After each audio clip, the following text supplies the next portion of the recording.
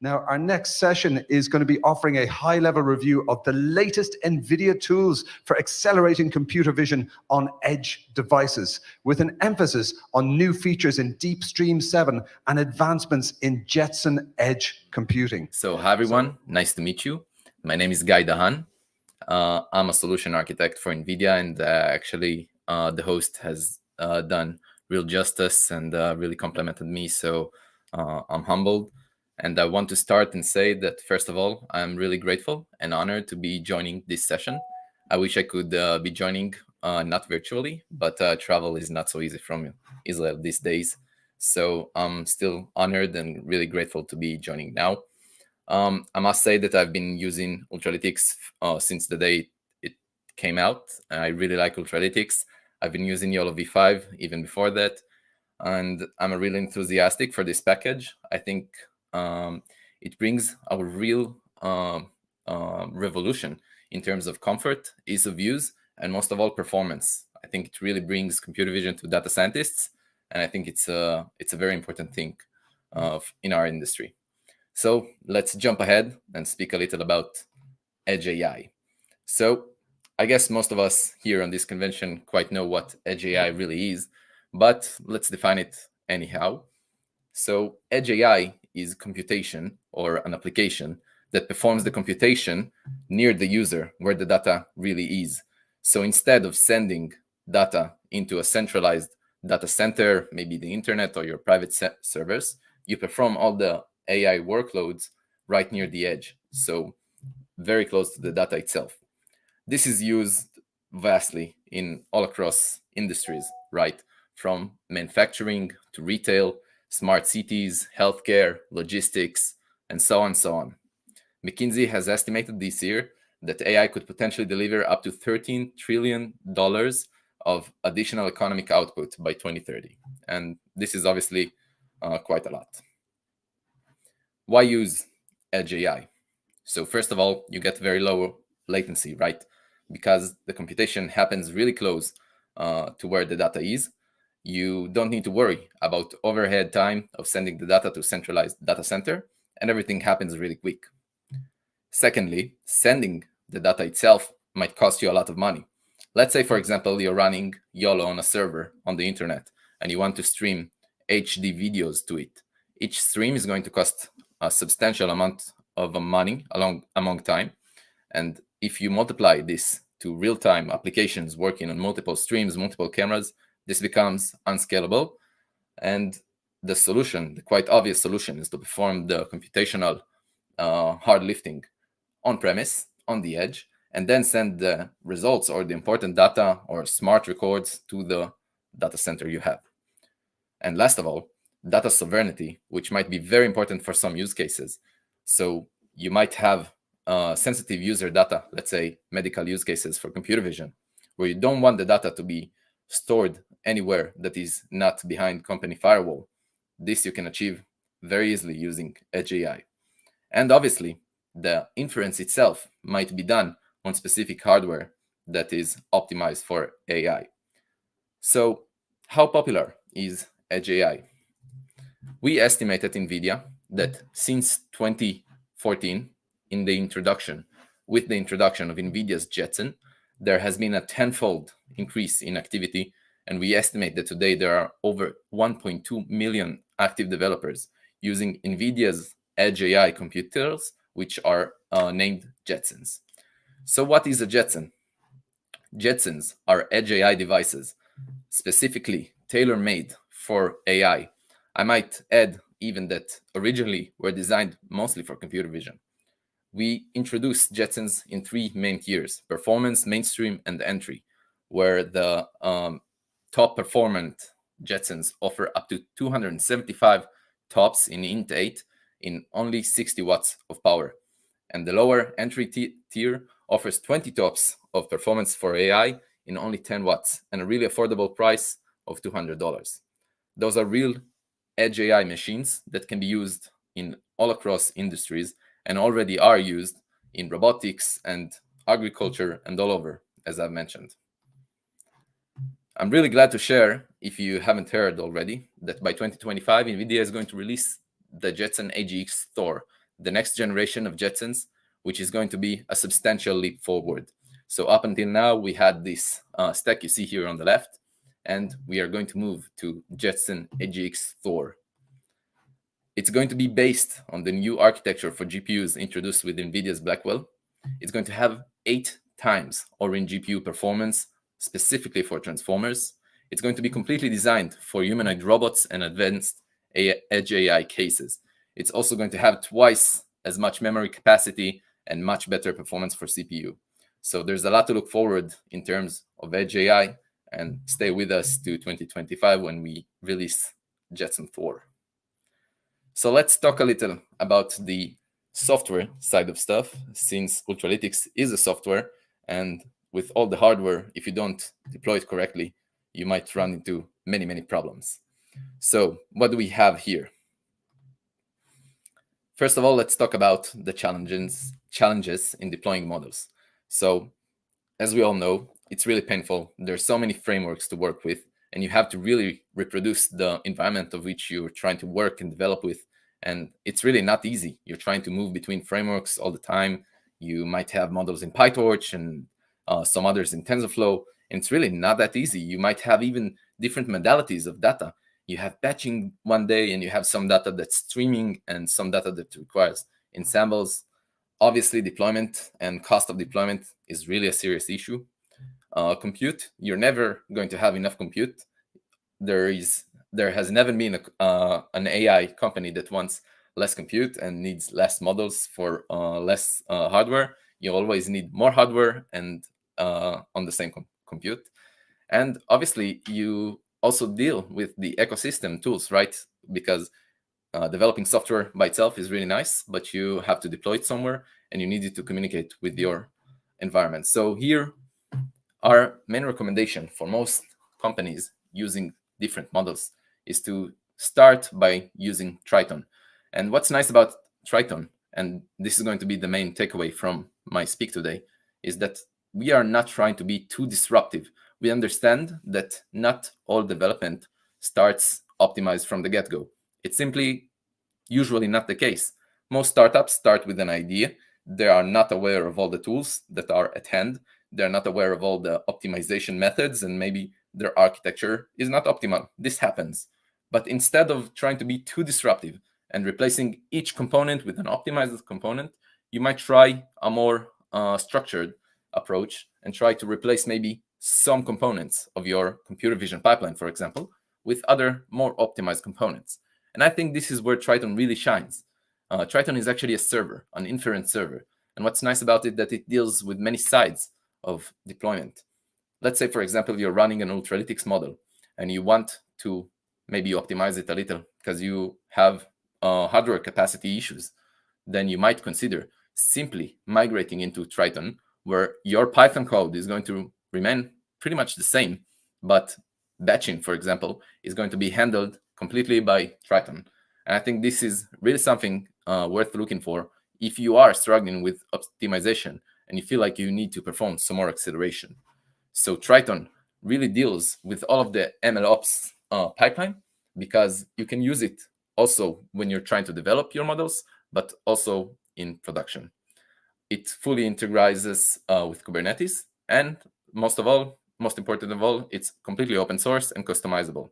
So you can work directly with TensorRT with it. You can remain in Python natively. So all of this is supported. I think it's really worth looking at. Let's assume that for most of you, Triton might be nice and maybe enough, but let's say you want even more acceleration. Our flagship for optimization of models is NVIDIA TensorRT. TensorRT is a framework meant to optimize models specifically for the hardware on which they are meant to run. So let's say you have a Jetson and you optimize the model for a Jetson. If you try to migrate this file to another hardware, it's not going to work well, because it specifically optimizes your model for the specific hardware you are trying to run the model on. It does that implying 6 different strategies, from fusion of layers, reduced mixed precision, and many more. So TensorRT actually gives you the ability to develop models in different frameworks like TensorFlow, PyTorch and MXNet and send them into an optimized configuration on different hardwares. I think this is really one of the strongest points using Ultralytics. Most models within Ultralytics support direct export to TensorRT. I don't even know if all users are aware of this, but what's even cooler than exporting a model is that you can actually take the same model you've exported in Ultralytics and then use it for inference directly with the engine file. I think for most POC development of pipelines, this is going to be really a game changer. And you might see sometimes really extreme acceleration by simply like literally changing a few characters in deployment. And I think this is really awesome that the Ultralytics developers has done this. And yeah, this is where TensorRT really shines. The reason it gains that much acceleration is mostly because, as I've mentioned, it tailors the optimization specifically for the hardware on which it runs. And for computer vision pipelines, this might end up in up to 36 times acceleration, and this could really be a game changer. But when we speak about optimizing models, it doesn't end up with optimizing the model itself, right? You have a lot more to optimize. And we try to look on the pipeline as something that's built from many, many components that each one of them can be optimized. I think the flagship for computer vision optimization on NVIDIA hardware is DeepStream. And we've just introduced DeepStream 7 a few months ago, which is really a very big leap. Everyone who has developed with DeepStream knows that it's not an easy way in. It's going to take some time to learn this package, but the trade-off is you get extreme acceleration for computer vision. And I don't think there's many packages that allow you this much acceleration in computer vision. The main new features in DeepStream 7 are really exciting. First of all, I'm going to delve deeper into DeepStream libraries in a second, so I'm going to leave it for the next slides. Service Maker is a service that we've added that actually allows you to lower the amount of lines of code needed for deploying DeepStream pipelines. We estimate that a simple DeepStream application might take up to 300 lines of C++ code before DeepStream 7. And here on this small screenshot, it's a whole pipeline in DeepStream defined in C++. And you get a super optimized application, really easy to configure on this very simple C++ file. And I think it's really an awesome addition to DeepStream 7. There are many more features, single view 3D tracker. You get pipe tuner. If you've ever experienced DeepStream, it includes many, many parameters for deployment. And finding the optimized parameters was kind of difficult by now. But from DeepStream 7, you can deploy the pipe tuner and find the optimized parameters in a very smart way. So another feature we've added is full support for WSL. So developers can actually develop DeepStream pipelines on their Windows machine, deploying it on WSL. We don't recommend to use it in production at all, but this does allow some flexibility for developers to work with their Windows workstation and still have all the DeepStream advantages while developing their pipelines. Sensor fusion for LiDAR and radar for cameras is now supported fully. We also introduced some GenAI reference applications, mostly through Tau, and you can also see some reference applications in our Metropolis SDK. And we've introduced GXF version number 4, which is for event-based scheduling. Let's talk about DeepStream libraries. So what I'm showing here is DeepStream SDK, the way it was until now. DeepStream SDK is built on top of GStreamer, and it's actually built from many, many different plugins. What's really cool about it is that it's made to work everywhere. It works on the edge, on embedded devices. It also works on workstations, and it's completely cloud native, working on Dockers, can be completely containerized and controlled with Kubernetes. Our philosophy here is to deploy a computer vision pipeline using as less as GPU to host copies as possible, or a host to GPU copies. The way we do it is by deploying all of the pipeline on GPU accelerated plugins. So let's say one can develop using DeepStream a complete pipeline where the decoding of the images from a camera are being decoded completely hardware accelerated, then pre-processed on the GPU, moved to inference on the GPU, post-processed on the GPU, and only later the results are sent to the CPU, not interfering with the pipeline itself. So you get really extreme acceleration by deploying the solution like this. So the canonical representation of DeepStream by now was using plugins. Now the pain point here is that this is quite unflexible, right? You have to use those plugins, the plugins that we supply or plugins you develop. But developing in C++ has its own advantages in performance and disadvantages in time of development and the level of expertise needed in order to create optimized C++ plugins for GStream, right? It's a very specific knowledge domain. What we introduce in DeepStream 7 is a real paradigm shift. We actually diverge DeepStream into two separate directions now. So the second direction against the plugins and GStreamer version is using DeepStream in a libraries configuration. This can be installed easily with pip install. You can just go ahead right now and go into GitHub, pip install DeepStream libraries, follow the instructions. It's really simple to install. It was actually architectured to look and feel kind of like DeepStream, but be more flexible. So it's not using the exact same tools, but it still allows the developer to get a very optimized GPU accelerated computer vision pipeline. So let's say, for example, you are developing a YOLO-based computer vision pipeline. We don't want to be too disruptive on your pipeline, right? If your application is already running, to replace all of your architecture into DeepStream might take you a few months, might take you even a year. If you would have started by developing on DeepStream, which is quite rare, okay, so you have an optimized pipeline. But let's say you're trying to improve your existing one. So this might be done only using DeepStream libraries. So we estimate that overall, the learning pace for beginners is way faster for DeepStream libraries. And obviously, the resources management and the support for zero memory copy is going to be better, which means the overall performance on using GStreamer plugins is going to be better. But still, you're going to get a trade-off of speed to first result and ease of integration. So before I end and open this for questions from the crowd, I want to say thanks again for the opportunity to speak here. I've been really enthusiastic of YOLO and Ultralytics, been using it for many years. I think it's really an awesome package, and I meet a lot of customers. Most of them use Ultralytics. It's all across the board. I think it really shines through on the amount of effort that's put into this package, and I really want to thank all of the community for participating in it. Thank you very much.